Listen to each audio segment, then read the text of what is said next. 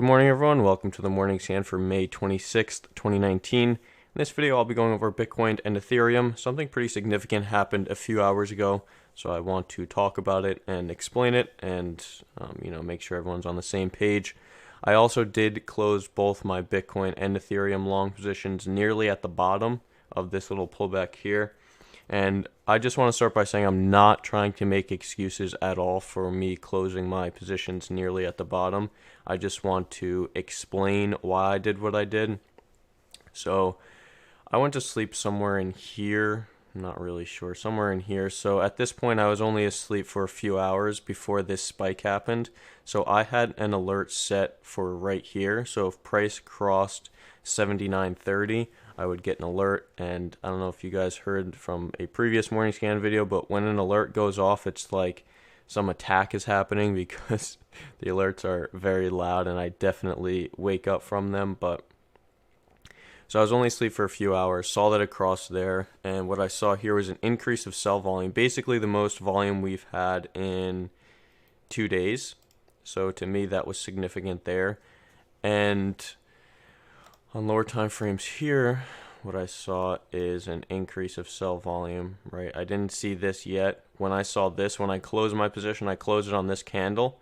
This candle was red when I closed it. So of course, hindsight is 2020. I should have waited for some more price action to develop before making a decision that I did. But because I was tired and not really thinking as clearly as I normally do, I ended up just closing my entire position. Again, absolutely not making an excuse. It's not anything bad. I closed it in profit, but I just want to explain that for people that may have had questions about that. So that's why I closed my longs. And I am already filled on another Ethereum long, which I'll talk about second.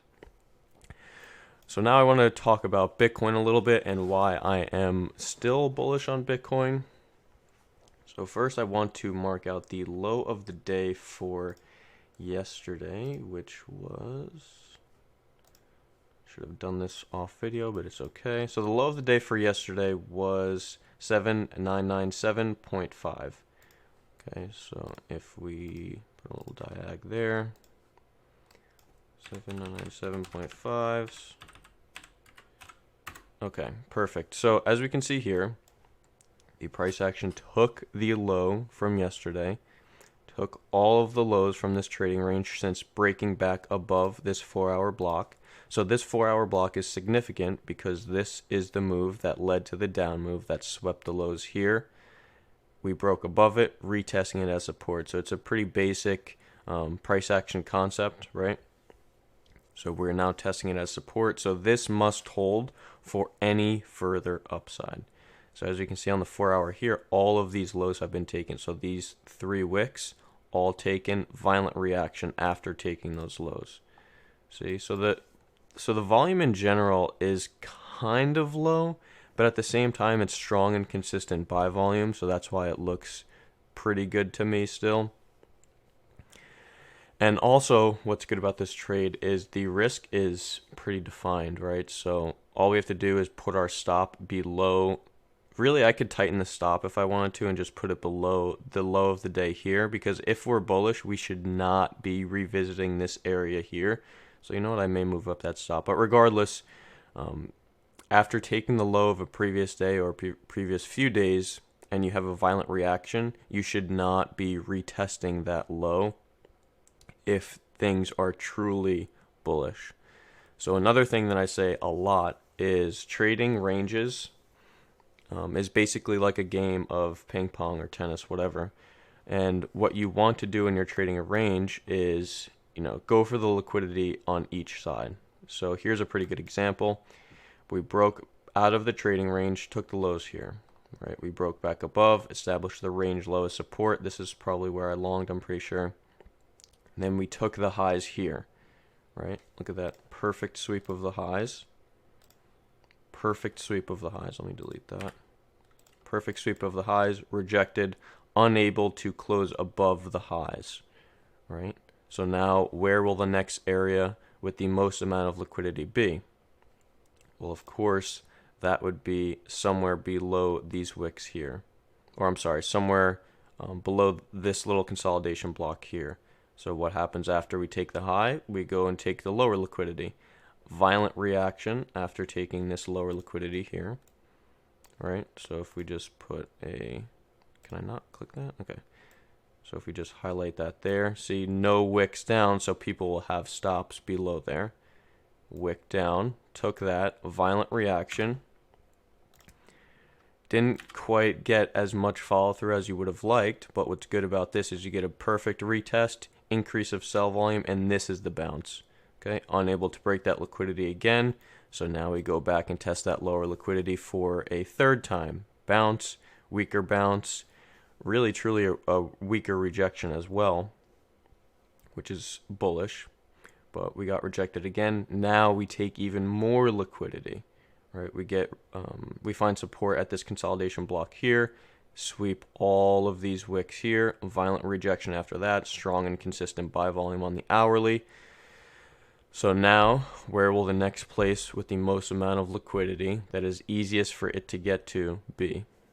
And in my opinion, that's going to be up to these highs here, or even to the equilibrium, maybe to these highs here. But to me, the absolute most amount of liquidity will be above these highs here. So that's really what I'm looking for. Now, if we can establish these highs as support, or if we don't get a violent reaction or a violent rejection after taking those highs, then that is a bullish sign, so be on the lookout for that. So my entry for my new pending long position is 7986, and that's just a retest of this 4-hour block. So again, this is a very, very crucial area to hold for any bullish continuation. So that's why my bids are where they are. That's why my stop loss is below the new low. Also, to make things a little bit more safe, is I put my stop below this little consolidation block here. So again, what's cool about this is if you look closely here, you have this consolidation block, but before the move up, look what happened. So if anyone was rolling with a tight stop here, they would have gotten wicked out before the pump up, right? And we did not retest that wick. So that's basically what I'm looking for right here. Right, I'm not looking for a retest of this lower wick, but if we do, I am okay with a retest of the range low. It wouldn't be ideal at all. I would have to be watching lower time frames, but it's something that I would be okay with if it did happen. Okay, so that's just what I have going for Bitcoin here. So trading a range is like a game of ping pong, just going back and forth to the pools of liquidity before one of them breaks. Hopefully that was a decent explanation. I did my best. For Ethereum, I did fill a long here. Maybe I should talk about Ethereum USD first. So I did fill a long right at 249.60, and I think Ethereum looks pretty good. So we can see we briefly took the lows here, right? Strong reaction after taking those lows. Look at this. If we move the line left, this was another swing low. This is a little consolidation block before the move up. Retest as support, bounce. Got the liquidity. Now where's the next area of liquidity? In my opinion, it's around the 258 level. If we are decently bullish, which I think we are, we'll hit that 270 level for all of these highs here. Okay. And also, I just actually realized, again, I've mentioned this a few times in the morning scan videos. This is not a typical Adam and Eve pattern. I know that. But this is the best way of explaining it to me, for me, and so others can understand. But this is basically it's just a V bottom with a rounded bottom a few hours later, and then eventually into a pump. So that's basically the formation I'm looking for. Again, not a typical Adam and Eve pattern, but that's just the easiest way for me to explain it. As well as Ethereum BTC, I like Ethereum BTC here because, as you can see, let me just draw out this little line here. We had a false break below this intraday support and resistance right here. Very strong reaction to reclaim that intraday support and resistance. And now what we should see is a move up above this high time frame equilibrium, which is 0.0313, which you guys should know that number by now from past morning scan videos and the charts section. So I think everything still looks good. I did get shaken out, which is unfortunate. Again, no big deal. In terms of my long-term views for Bitcoin, here, let's look at the weekly chart. We really, really need the weekly to close above 8,200, I think. I think that would be a very, very bullish weekly close.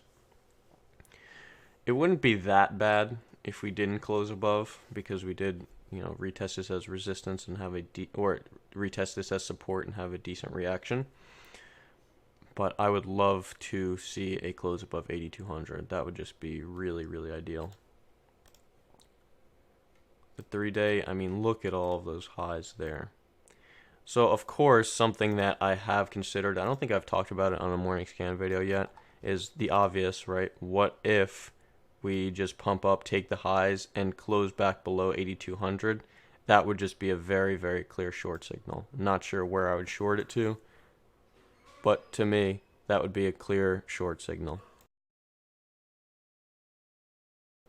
Okay, so that's everything for today's morning scan video. If you guys have any further questions, as always, please feel free to ask. Thank you.